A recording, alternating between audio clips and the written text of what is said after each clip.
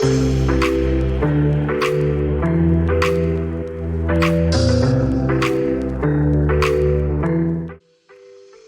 welcome to Real Estate Resource.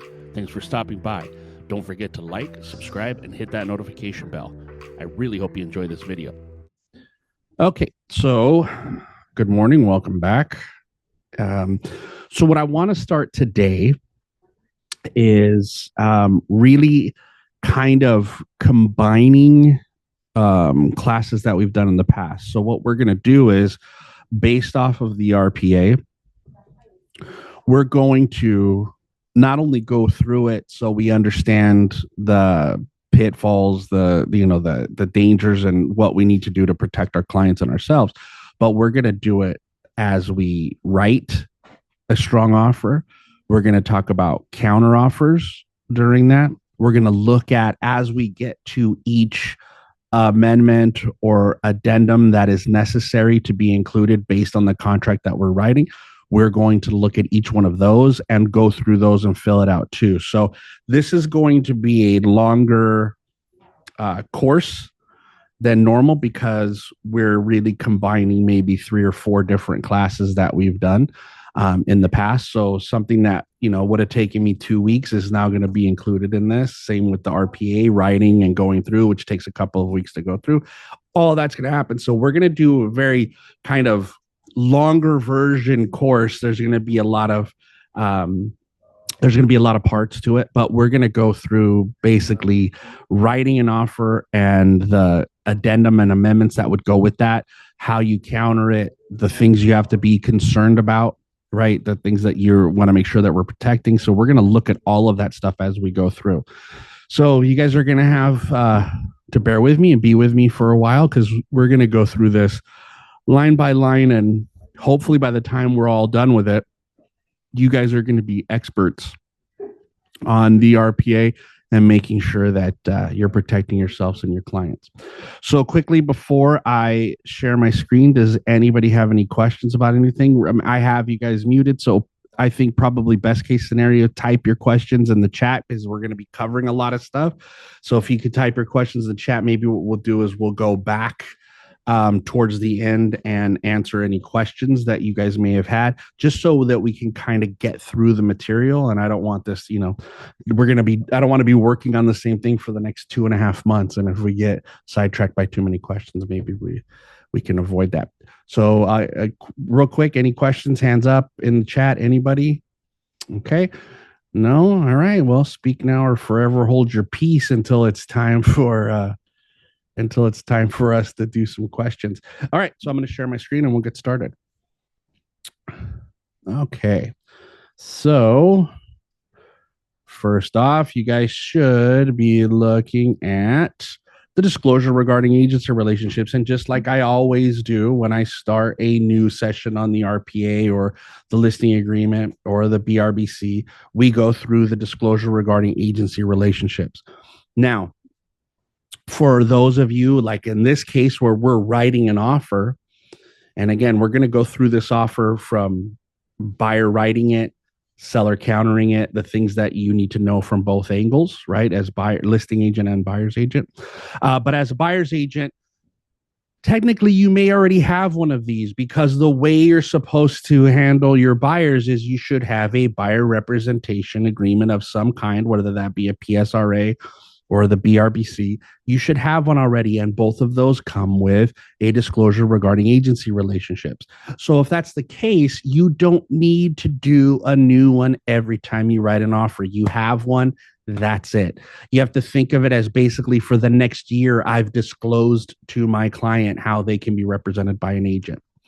But just so that you guys are aware and that we make sure everything is crystal clear, and there's always new agents coming on and watching the videos, the disclosure regarding agency relationships has nothing to do with it being a binding agreement.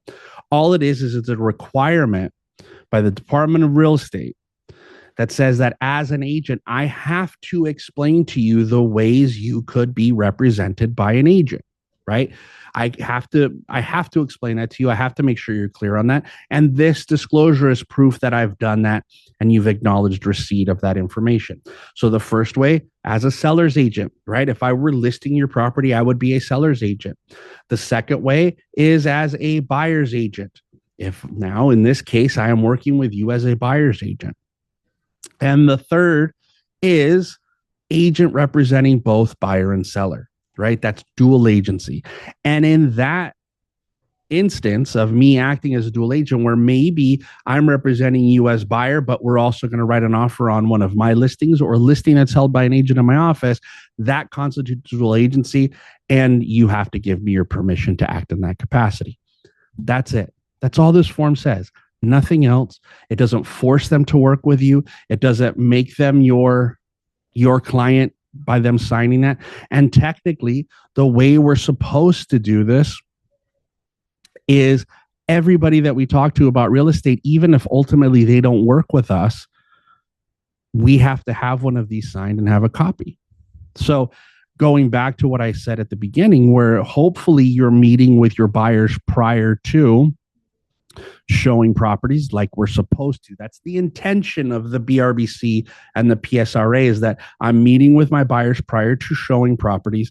I'm having them sign that agreement where we're agreeing to work together. And in that, I'm explaining this agency relationship. They're acknowledging that disclosure, that I've made that disclosure to them. And then we move forward. Even though if I sit down with a buyer and that buyer, for some reason, chooses not to work with me after that buyer consultation, or I choose not to work with that buyer after the consultation, I'm still technically supposed to have one of these disclosures regarding agency relationships. Now, I know that the vast majority of the agents that are here on this class and that are watching this later on YouTube don't do that. But I'm just letting you know that the correct and the proper way to handle this documentation is I should have a copy of this disclosure regarding agency relationships, even if ultimately you and I don't end up working together. Okay. So that's the full explanation of it, how you can be represented as a buyer's agent, as a seller's agent, as a dual agent. And if I act as dual agent, I need your permission. Now, the permission that I'm going to receive for acting as a dual agent is going to be on the PRBS. So we need to incorporate a PRBS into that. And I'm a little surprised that it's not here already. So let's go ahead and add it so we could look at that. PRBS, not from transaction. Let's add it from here.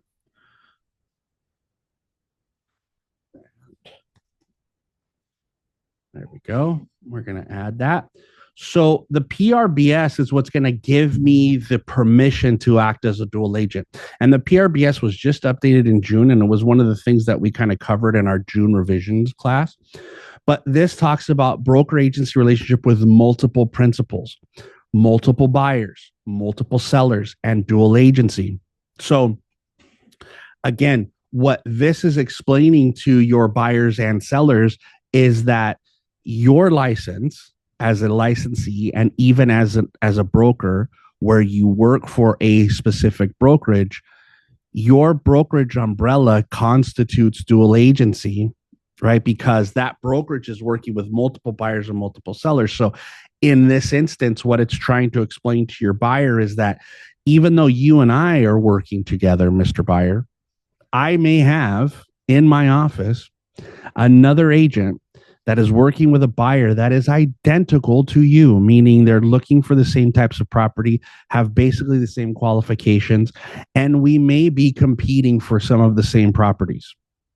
Okay, that's it. Why I tell you that is because we're not going to stop one buyer from being able to purchase because we have another buyer that has the same qualifications and may have an interest in that property. So we're going to make sure that both buyers have the same chance by submitting offers and competing, just like we would if we didn't have the listing. And it's the same way with sellers. Okay, Mr. and Mrs. Seller, we as a brokerage, we may have multiple listings that match the same criteria as your home. inside our brokerage. I have your listing, but another agent may have the listing that is very, very similar, if not identical. And we're not going to limit the marketing on yours because we have one that looks like another, or vice versa. And then we look at dual agency. There is brokerage dual agency and there's single agent dual agency. They're two separate things.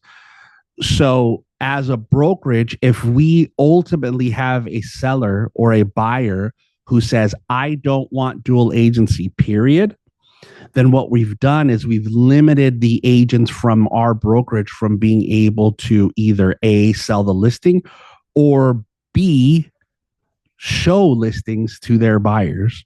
And that's obviously not something we want. And what you have to understand when you have the conversations with your buyers or sellers is really let them know what dual agency means and let them know what could be the pros or cons of them allowing dual agency, right? More of the cons of not allowing it and more of the pros of allowing it. Now, your seller or your buyer could say, I'm okay with brokerage dual agency, but I do not want you to act as dual agent. And they have the right to do that. So you have to understand what it means for dual agency. If you have a client that is dead set on any kind of dual agency at all, you have to explain to them what that means, that we can't show them any of our listings. And if they're a buyer, if they're a seller, that we can't show our buyers of the 200 plus agents that are working here, the best agents in the market area, their buyers are not going to be able to see your property if you decline dual agency. So we have to be prepared for that. Okay. This is acknowledging and consent. So this is where if they sign this document, they're consenting to that dual agency. Okay. Have them sign. That's the PRBS. So when we go back to that disclosure regarding agency relationships and we say, you have to give us permission to act as a dual agent, well, that PRBS is the form where they give us the permission. Okay. So remember, if you guys have any questions, type them in the chat. I'll get to them as soon as possible, or we'll take breaks in the middle and answer some questions. But I want to kind of roll through this so that we get to cover as much data as we possibly can, or information as we possibly can, while we do this. So what we're going to do now is we're going to do a combo of things. Like I said, we're going to talk about what should be in. We're going to talk about writing a strong offer, and then we're going to talk about pitfalls, loopholes, and how we protect ourselves and our clients. Okay. So first off, very straightforward on the RPA, this RPA that was updated in June of this year, is the prepared date. So we're writing it today. So today is the date prepared, August 14th, 2025. That's what that means. That's it. This is the date I'm writing it.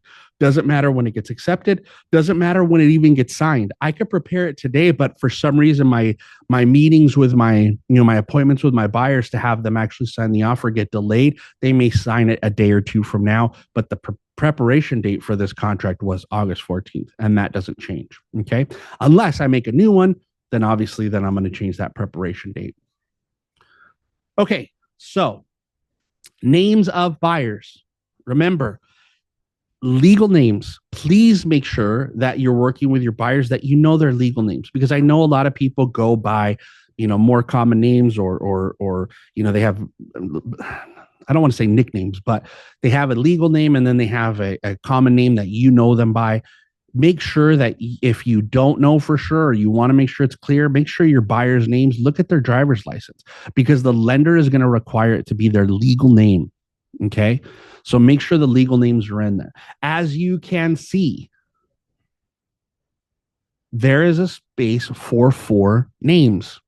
Okay. 4 names. So you have a space for up to 4 buyers. If you have 4 buyers that want to buy, only 2 will be able to sign. We will get to that as we get to signatures, as we go through this and we talk about the process and procedure for what happens when you have multiple buyers, when you have more than 2, because only 2 can actually sign this RPA. But you have a space for 4 names. So if you have 4 buyers, 3 buyers, make sure everybody's name is on the purchase agreement and make sure it's their legal name. For this, we'll just do the one buyer as we write it, and that will be Jane Smith as we go through this. Jane is our buyer. Okay. For the property address, please make sure that the property address is correct. We're talking about writing strong offers. Remember, one of the first things that I'm going to see as listing agent, and for those of you guys as listing agents, please make sure you're checking the address. I know a lot of times what happens, and maybe a little bit less now because we're not getting, 10 and 15 offers, we're getting 2 or 3. We have more time to spend with the offers that we're reviewing before we show them to our sellers and before we start the counter process. But please make sure you're double checking this address. Right. So we got 123 Jones Street. That's our street address. It's in the city of, we'll just say in Pico, since we're here. And that is in the county of Los Angeles. Right. And the zip code here is 90660. Let me get rid of these dots just so it looks cleaner. Right. All right. I am okay with not having a parcel number in as long as we have a correct and legal street address. I'm okay. But it's not like, oh, this is not a clean offer if there's no APN. The only time that it is definite that you have to have an APN is if we're dealing with something that doesn't have a street address, vacant land, or multiple APNs being tied together. Okay. Postal and mailing address may be different from city jurisdiction. Buyer is advised to investigate. I like that because it's just telling you, hey, during your investigation period, make sure that physical address that you have is the correct address as far as what the city is concerned. Okay, you have the correct legal address. Okay. The terms of the purchase are specified below and on the following pages. Well, before I go there, when you are a listing agent, I talked about make sure that the address is correct.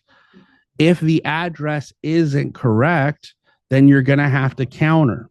Okay.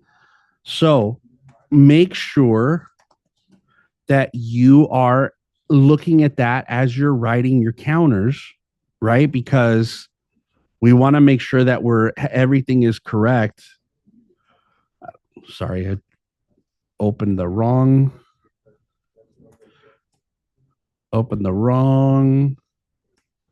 form. I'm going to open up the counters too, just so we can look at that while we're updated counters. Where am I? Sorry, I was not prepared as I thought I was. There we go. Ow. See? All right, let's see. Let me open that up. Oh, that opened the wrong thing. Okay.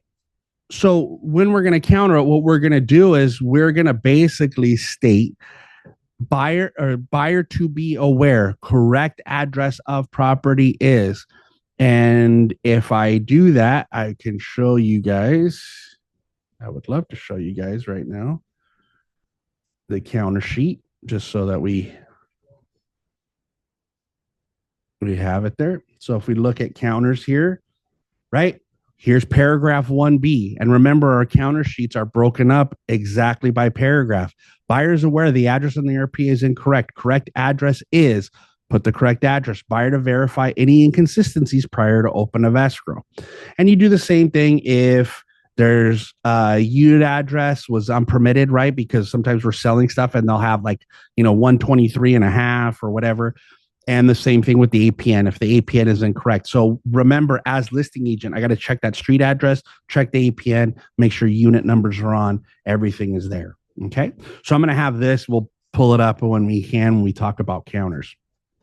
Okay.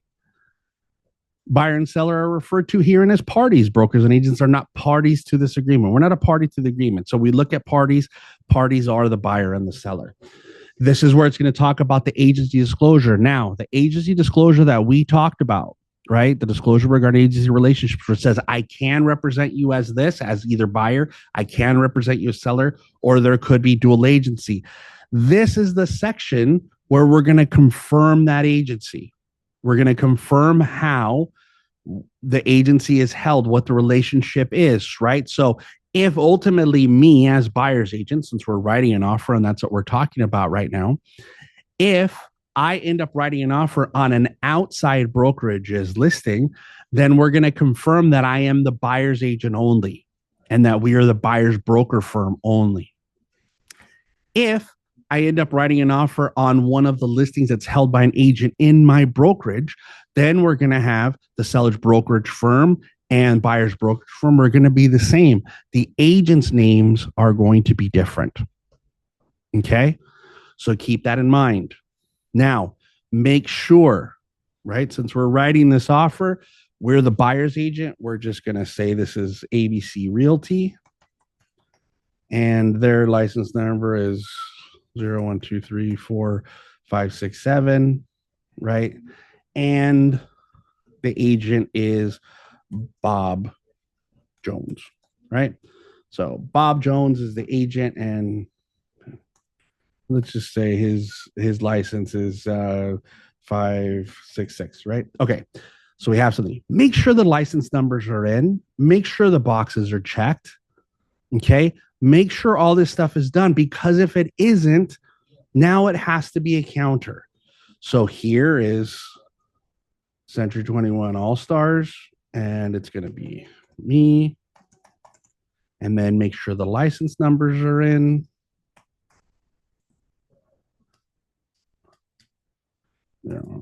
45. Make sure that the license numbers are in. Make sure that the boxes are checked, right? This is the buyer only, and it's All Stars. Now, if I'm the listing agent, right? If I'm the listing agent and this is incorrect, guess what I have to do? I have to counter it. And remember, when we're talking about writing strong offers, our whole point is to avoid as many counters as possible. And here is the confirmation counter. Buyer and seller are aware that Century 21 All Stars license is the listing broker. We're talking about us as the listing agent. And your name and license is the representing the seller exclusively and is the broker and is agent is the broker, and blank is agent representing the buyer exclusively. So we're going to clarify, make sure the license numbers are in, because those are the things that are missed the most. So if you're the listing agent and you're going through, make sure the license numbers are here. If they're not, you got to counter it. If they're incorrect, you have to counter it. If we're talking about writing the best offer that we possibly can, we need to do this to make sure our offer is complete. Remember, as we're not even to the terms of the offer yet, and I could have, as a listing agent, have identified there's going to be some issues already if these things are blank. And guys, I review offers all the time where people leave these things blank. So please, we have to be on it. And this information is readily available because it's all in the MLS. The brokerage license number, the agent's license number, all that stuff is in the MLS. So please just make sure you're filling this out completely at the top. Okay. Now, let's say for some reason, I am working this buyer with an agent from another brokerage.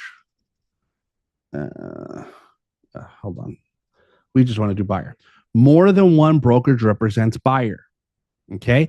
If that's the case, right? And I know that some of you have done that, where there is an agent that you're working with for whatever the reason was. There's some kind of dispute between, the two buyers or the sellers or whatever, however it works, where we're co-representing somebody and we're different brokerages that work there. Then what we have to do is we have to use this form called the additional broker acknowledgement.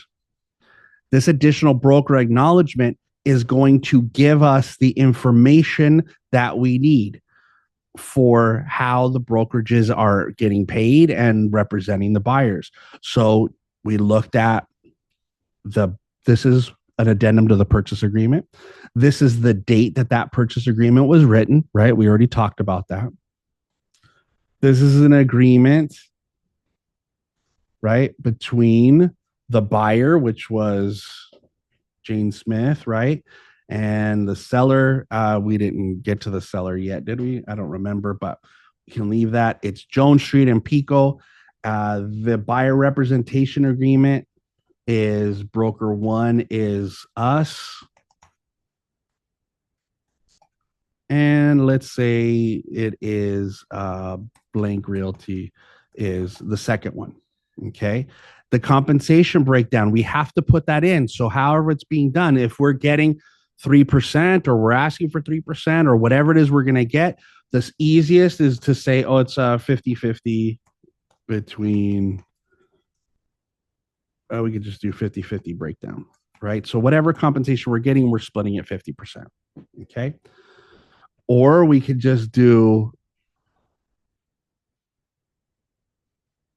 this is, I'm sorry, my mind went blank. So we have the 50-50 breakdown. Now it's saying equally and jointly share responsibility. That means I'm getting paid 50%. I'm getting paid 50%. We're each sharing 50%, but maybe one agent has more responsibility than the other. Or if it's not 50-50, let's say that for some reason the breakdown is different. Let's say that we're doing something like 90% to all stars, and I should just let's do it right, because otherwise sometimes you guys will just copy me directly. 90% to 21 Century 21 All Stars, right? And 10% to blank realty. Okay. So now I'm getting the lion's share of the commission, right? As the one broker. So if we do equally and jointly, what that's saying is that if we're not sharing the commission equally, but we're sharing the liability equally, that's what this is talking about, then that doesn't seem fair, right? So if this is not a 50-50 break, then this should not be equally and share responsibility. We should break it down the same way, 90% to all stars, 10% to blank realty. Is that fair? Right? So that's what we're going to do. If there's some other agreement, you can do a separate agreement. And if I were you, what I would do is do that agreement on, where did it go? Where is my addendum generic? There's a form called the addendum generic, right?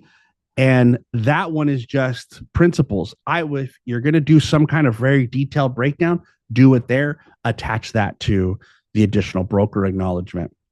You're going to put, this one was for buyer representation. We have to have that. We're also going to have to do, not that. Buyers, the same thing for the purchase agreement. It's going to be the same agents. I don't know why this went to number 1, but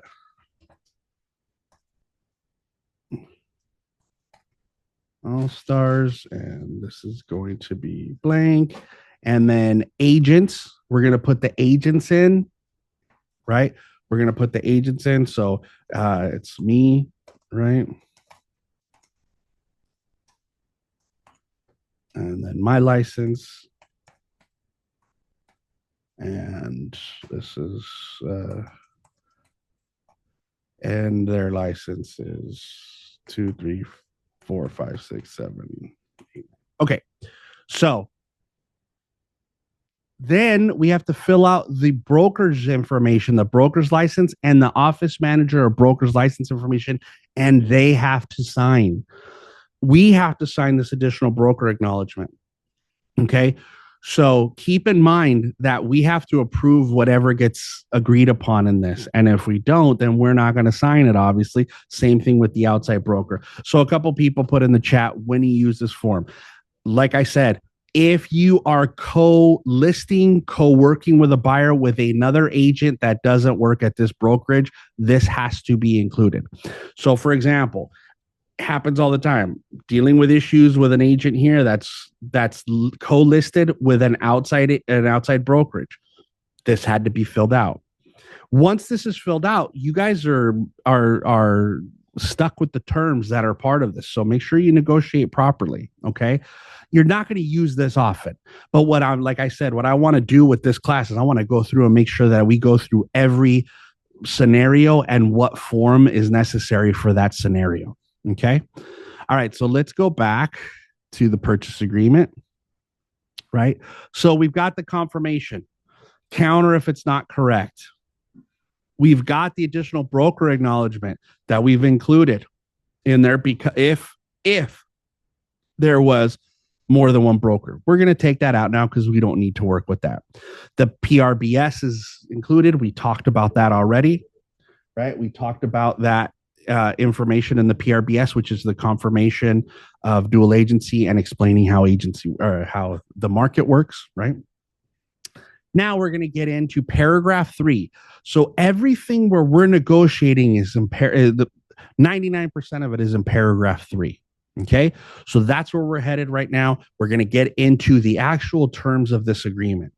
So first off, 3A, purchase price. Okay, now when you see these paragraphs, so it says paragraph number and it has this second column right here, that is the detailed explanation of this column, of this row, where we're going to fill out the information. Okay, so that's where you're going to go back. So start with purchase price. Okay, let's just say for this house, it's $750,000. Okay, now do not check all cash unless it is legitimately all cash. That buyer has that money liquid available to them. Now, maybe you could still mark, maybe you still want to mark all cash, but if it's a contingent sale where the cash is coming from another sale, I wouldn't do it because it automatically removes some specific contingencies. So let's just all remember that all cash is solely for all cash, not for hard money loans, not for anything else. I don't know if you guys, that this is just to bring up, but the federal government has changed all cash purchases. So any cash purchases from an entity of any kind have to be reported to FinCEN, right? That's the Financial Crimes Unit for the federal government. Those cash deals that are from entities like corporations and things like that have to be reported because they're trying to cut down on money laundering. So keep that in mind. If you're representing a corporation that's paying all cash for properties, now that property, once that property goes in escrow and they deposit the cash, escrow is required to report that transaction to FinCEN for them to investigate. So just know that is now how things are going to work, and that could change how corporations, those investors that buy things as corporations, LLCs, and things like that, maybe how they do things differently. Okay, so $750,000 is the sales price.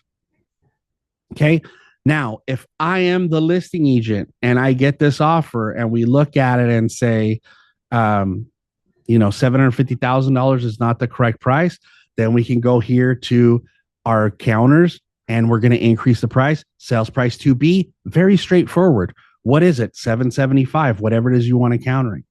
If you're going to counter highest and best, which is not my preference at all, I think that highest and best sometimes is detrimental. So sometimes when you do highest and best, what you're doing is you're kind of scaring off some buyers maybe because they feel like, especially those buyers that gave you the best offer are now negotiating against themselves.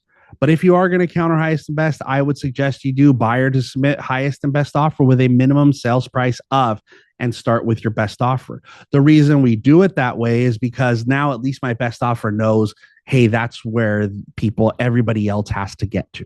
Okay. So 750,000, that is the sales price. I would suggest, and this is just when we're talking about having strong offers, those of you guys that are buyer's agents, please make sure that you're still having your buyers make the strongest offer possible, right? And I'm talking about at the price, because just because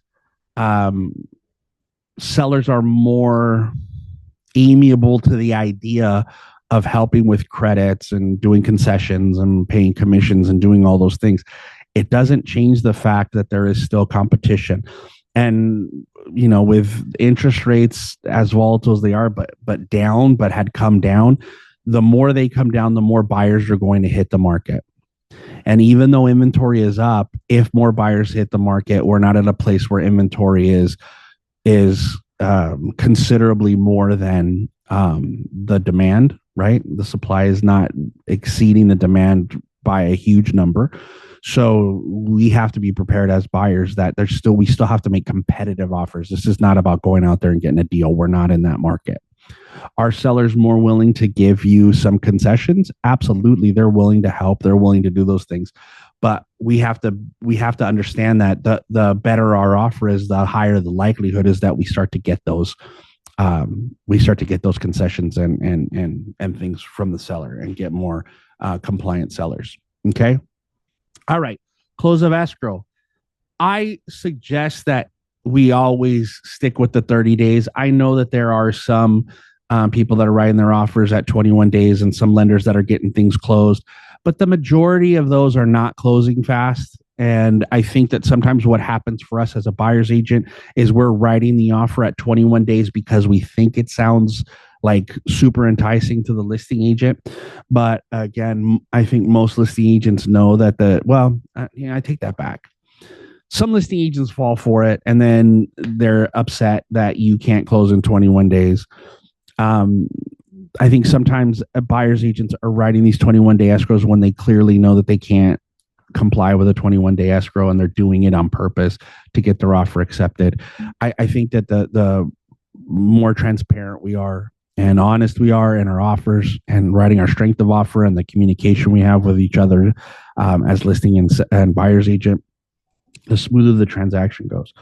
I mean, ultimately, and I've said this a number of times, is that our job as agents, whether that be buyer agent or listing agent, our job is now to partner up and do everything possible to make sure this deal closes, right? Because I think sometimes the listing agent looks at the buyer's agent as like more an employee, like you're working for me because it's my listing and you brought your buyer, instead of the idea of we can work together in harmony. And if we communicate properly and we're honest with one another, we can have a smooth transaction and close this on time or early, and everybody's going to be happy. I think we just have to start getting into the space where that's how we approach things. And the more you guys are willing to communicate, listing agents, I'm talking to more than anything, the more you guys are willing to communicate and share information with buyer's agents, the smoother your transactions are going to get going forward, I think. I've submitted a cash offer and the funds are coming from a 1031 exchange. Is this not treated? I would treat, from a 1031. Well, here's the thing. The reason I'm not going to put, you still could put all cash. You have a contingency built in kind of with the seller's intent to or buyer's intent to exchange. And we're going to talk about that when we get to some of the addendums and amendments. So we'll talk to that. Yes, you could do it. You could do it from a 1031 exchange. Okay. Expiration of offer. This offer is going to expire 3 days after all the buyers sign. Okay. Keep that in mind. All the buyers sign. So if there's multiple buyers, and I'm sure there's some agents out there that are watching this that are on this class that have had multiple buyers on a purchase agreement, and it took a couple days for them all to sign it. So that expiration date of this offer is based on the last signature that you received, whatever that date is, right? It's not based on the date that this document was created. It's not based on any of that. So keep that in mind, that you have 3 calendar days after the buyer's signatures that this contract is technically expired. What that means is that I can honor this contract after those 3 days if I want to, but I don't have to, and there's no reason to once we get past that. Now, when we talk about strength of offer, we're talking about writing a great offer. It goes back to that whole communication piece that I just mentioned and how we talk to the listing agent. Now, I know what's going to happen. I'm going to get all these messages and this thing. Well, the listing agents don't answer their phone, or they don't call back, or they don't do. I know that. I understand. But you have to do your best. As a buyer's agent, you got to do your best to try to get a hold of them, prior to writing the offer. I think what happens sometimes for us as buyer's agents not all the time, but you start to get a little bit jaded, right? So it's like I try to talk to listing agents, and they give me a hard time, and only a certain percentage of them really communicate well. And then what happens is you just get tired of trying, so you stop trying. And I get that. I understand. Like, it gets frustrating when people don't respond to you. So now you're just sending out your offers to send them out because you got to do what you got to do for your buyers, right? But I would ask that you guys don't give up. That even though it is frustrating, that you continue to reach out to listing agents, because you will still find those listing agents that are willing to communicate with you and that want to work together with you well and want to get their deals closed, right? I mean, think of it the same way as you're prospecting. I mean, I know you guys stop prospecting when you're trying to get business because you get frustrated because people aren't answering and hanging up the phone and, not opening their doors. But if you quit that altogether, then you're going to have no business. So kind of think of it on the same level as, like, I have to put up with that frustration and prospecting, where I know I'm going to get only a certain percentage of people that are going to be responsive to me. Try to keep that same mindset when it comes to your communication efforts with the listing agent, because the more communicative you are, the better chances you have of creating a relationship with the listing agent, of having a smooth transaction. And when things need to be negotiated, it's less adversarial, right, than it can be. Because I know that happens, right? For us as buyers and listing agents, it gets to be like we're adversaries, and it shouldn't be that way. So keep that in mind. Plus, what it does is, if you create that relationship with the listing agent, then they're going to remember you the next time they have a listing, and it's going to help you to kind of grow your business and also get a reputation out there that people want to work with you. And once you get that, it's going to make it a lot easier for you as a buyer's agent to get offers accepted. So keep that in mind. And it just creates, just having that relationship. And it's something that could help you too, once you become a listing agent, to have a source of a listing agent like that you've created a relationship to speak with, to say, hey, listen, I've got a new listing. I see you've got a couple listings. I need your advice. They're willing to help. But we have to be also willing to make the effort to kind of bridge that gap, because they don't do it. And if we just quit because most agents don't do it, then we're not giving ourselves any chances. So that's just my opinion. Sorry, that was a bit of a soapbox moment for that. But if I speak to the listing agent about their presentation and what's going to happen with the offers, and they tell me, hey, by the way, today is the 14th. I'm not going to be able to present offers until, next Wednesday, the 20th. Because the sellers are out of town or whatever the case is. Why do I put myself in a position where I know that my offer is going to expire? Instead, what I'm going to do is I'm going to give them a little bit of time, make sure it isn't expired. I'm not going to put pressure on them and put next Wednesday as my expiration date. But maybe what I would do is do next Friday and say, okay, well, I'm going to do next Friday, the 22nd. That's when it expires, because they're not, obviously, if the clients are out of town until Wednesday, they're not going to meet with them right away on Wednesday when they get home. They might not even meet Friday. So if I want to make sure I'm covered, maybe I go all the way to Saturday, the 23rd. Right. And now what happens is, now I've said, and the listing agent can see it, even if it happens to be one of those vacuum things where the only communication I had with the listing agent was when they're going to present, and they didn't share anything else with me. One of the things that the listing agent gets to see is that I understand that you're not presenting, so I'm not putting pressure on you to have to present it because my offer is going to expire. And I think a lot of times buyer's agents, because I hear these conversations where they're calling and harassing listing agents and saying, hey, my offer is going to expire. You only have 3 days. You have to present it. You have to present it. I've already explained to you, right? Especially for those listing agents that have explained.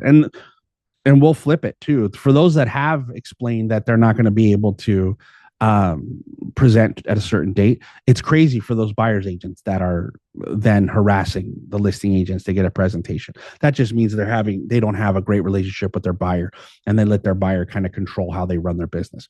On the flip side, there are listing agents that don't communicate at all with the buyer's agent and let them know that this offer is not going to be presented for a few days or a week. And then you get the frustrated buyer's agents, right? So we both, again, back to the communication point, we both have to be prepared, listing and buyer's agent.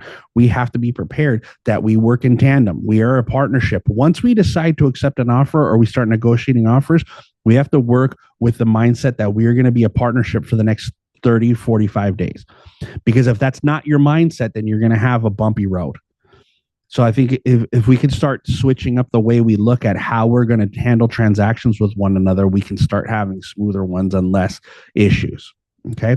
So I know strength of offer, I'm going to give them as much time as they need to make sure that my offer is valid when they're ready to present it. Okay. The initial deposit amount.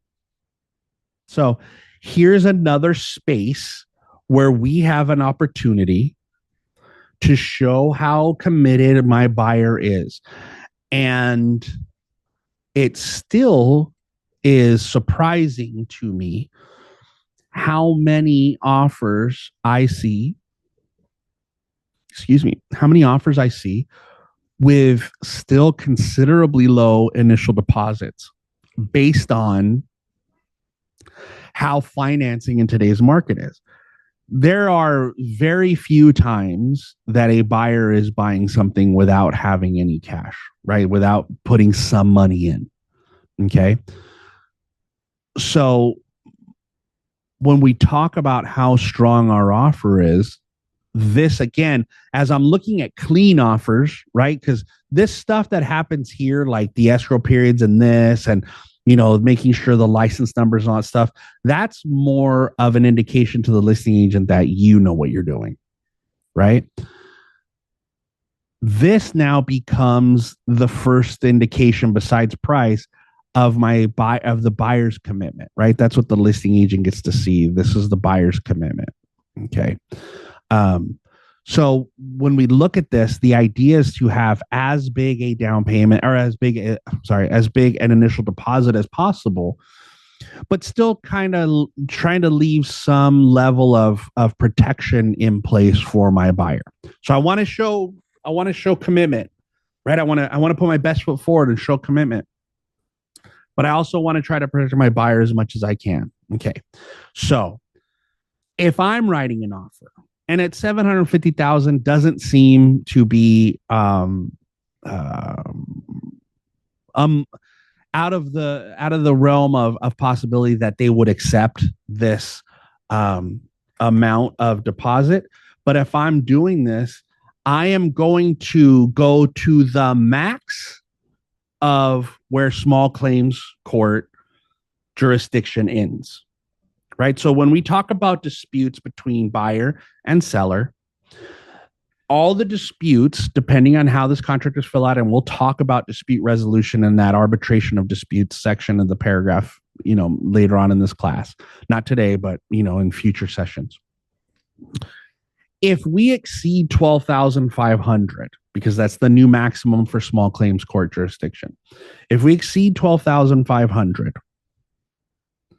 then any dispute we have over the deposit, like if buyer cancels and seller decides to keep the deposit and may not have a right to keep that deposit, if we want to fight to get it back, if it exceeds the 12,500 and we want to get all of it back, we've got to go through mediation and arbitration in order to do that. But in this case, if we could go through with the 12,500, then that means that any dispute that exists about my deposit, whether or not the seller wants to release it or not, is that dispute can be settled in small claims court, which is much faster and much less expensive. And that's the thing that we want to try to do to protect our buyers. We're showing a little bit of strength because I guarantee that's a higher deposit probably on this $750,000 than the majority of other offers are.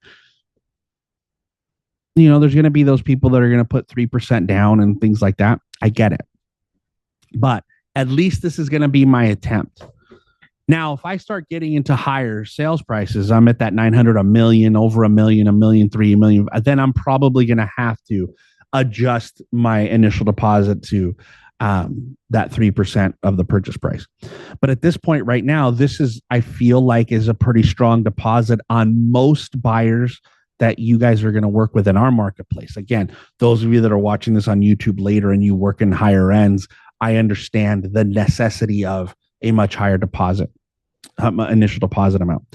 Now, if I'm the listing agent and I get this, right, and I say, well, no, 12,500 isn't enough, then obviously I'm going to counter it right? And I'm going to say, okay, well then, here the initial deposit now, initial deposit to be X, whatever the amount is, deposit to be sent directly to escrow via electronic funds transfer within 3 business days of acceptance. You could probably leave out that wire transfer because there is really, unless somebody has checked off a box here, or make sure you do it, just because some people don't pay attention. Some buyers agents don't pay attention. We've had issues in the past where, a buyer has tried to take a cashier's check into escrow when the contract clearly says by wire transfer, or they've tried to do an ACH deposit when clearly it says wire transfer. So just for buyers agents, please make sure you're having conversations with your buyers that they know that they're supposed to do a wire transfer. But listing agents counter. And I would say that there is no reason that anybody should have, and you saw that in the counter, that anybody should have a deposit less than $7,500. Zero reason that they should have less than that. Bertha, I see your hand, and I'll get to you in a moment. Okay, we're gonna finish up and do some questions, just so we can get through some stuff. But at least with this 12,500, I know I'm showing some level of commitment to it, because I think what's happening is buyers agents out there, because I see these offers. I mean, I see offers from our own agents. I see offers from outside agents where, you're buying a six or seven or $800,000 house, and you're putting $4,000, $5,000 down as their initial deposit. Buyers agents, you have to have conversations with your buyers. Look, they're all putting a down payment. Like if I'm doing $750,000, and let's just say it's going to be an FHA, right? Let's just say it's FHA. So FHA, we're going to do 750 times 3.5%. I have $26,000 that's going to be my down payment. So I have money I'm putting in. I have to have that money. If I show that half of my down payment is going to be part of the initial deposit, I think it's going to show some level of commitment other than what other people are doing. Okay. So you know what? Let's do this. I'm going to stop right there so we can do the questions, and then we can continue, because I think that's a good place to stop. And then, because I referenced it, we'll start talking about increased deposit and then the financing and all that stuff next Thursday. So with that said, since I just put off Bertha, where is she? Bertha, go ahead and ask your question, Bertha. Well, there is so many variations when it comes to the initial deposit, and I do agree that the higher the better. Mm-hmm. But I want to share this just because, for new agents, or I have this sale that they accept the offer for my client with $2,000 deposit. Now, the reason it's because my client is selling his property. So this is for the replacement house. Mm-hmm. I obviously documented so well the previous transaction and explained why they don't have more money. And it went through. They like it, the way I presented the offer. So most of the time, yes, we should put a higher deposit, but just as a reference, there is some exceptions that we can still make the deal through. That's all. Yeah. I agree with you. There are going to be plenty of exceptions, but that is a considerable exception more than it is the rule.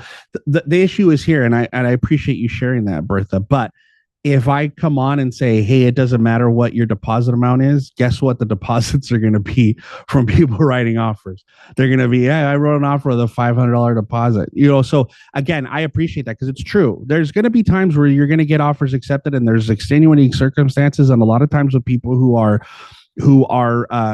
contingent sellers, they are cash poor because their money is in their house. Totally understand. I'm not saying don't. I'm saying that shouldn't be your go-to.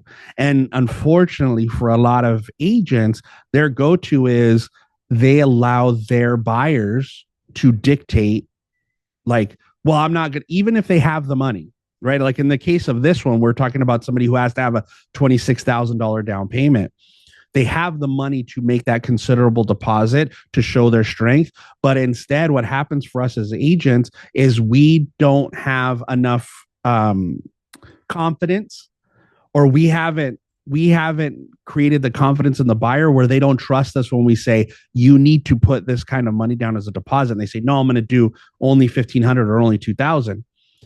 And we accept that as buyer. I just don't want that to become your standard of operation. That's a very specific case. And yeah, that's going to happen a lot of times. They are cash poor people, but they are strong buyers because of the situation they're in. Totally understand and totally acceptable and the right thing to do. But for us, we just can't also take on, like, I just take whatever deposit my buyer's willing to give, that's what we're going to put. That's really where I'm coming from with it, is more like have a standard way of doing things. And if you step outside of that for business decisions because of a specific buyer, terrific. But don't do it the other way. But thank you. I appreciate you sharing that, Bertha. Okay. Anybody else before we finish? Because I saw a Q&A in there, like, oh, somebody was requesting Q&A, and now we have no Q's for me to give A's. Anybody? Any other questions? Okay. So look, this is what we're going to try to do. And hopefully I can, this was day one, maybe a little clumsy. I'm going to try to smooth it out as we go forward. But this is the process. So I hope you understand what I meant by, we're going to look at amendments, addendums, anything that's going to get attached. We're going to talk about some counteroffers. We're going to talk about best practices in writing. So I'm mushing all of our classes together, and I hope you guys are enjoying it, and I hope that you're getting it, and I hope it's working. I hope I'm not shooting myself in the foot by trying to change my process. But I appreciate you guys all being here. Thank you so much for spending your time with me. If you missed any of this, you got on late, you want to review, remember later today, this is going to be on YouTube. If you are watching my YouTube channel, please share it with as many agents as you can. Subscribe to it. Do all that stuff, because the more you share this, the more people that watch this stuff, the more people that have the information that you have, the smoother our business is going to be out there. And again, I appreciate you all. So go out there, be productive, be safe, and I will see you soon.